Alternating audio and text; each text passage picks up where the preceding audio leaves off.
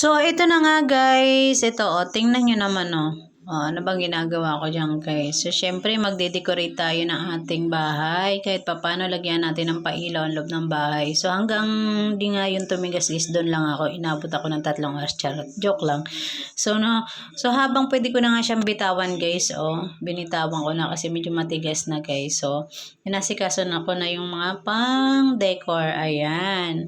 At yung painting nga pala dyan ni Kuya, binalutan ko siya kasi ididikit kasi madalas nalalaglag kasi hindi matibay yung pagkakalagay ko ng dikit. So, pinalutan ko siya para hindi naman siya madumihan. So, lalagay ko siya dyan. So, ayun na nga guys, nakabit ko na ang painting ni Kuya. So, yan yung mga nanalo niya. Painting yung iba, nasa school. Yung iba naman, kung saang lugar at doon siya nanalo.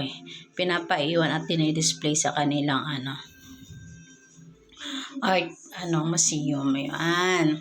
So, ayan na nga guys. Nag-umpisa na nga ako dyan mag-decor ng ating pamaskong decoration guys. Ayan. Kasi hindi nga ako pumasok guys kasi masama yung pakiramdam ko. Tapos nung hapon na, yun nga, nag-decor na ako. Nagpalit din ako ng kortina para naman maliwalas talagang tingnan. At pang Paskong-Pasko na talaga guys. So, ayan, malapit na rin ako dyan matapos. So, mamagikin lang natin yan guys. So, ayan na nga guys, tapos na. So,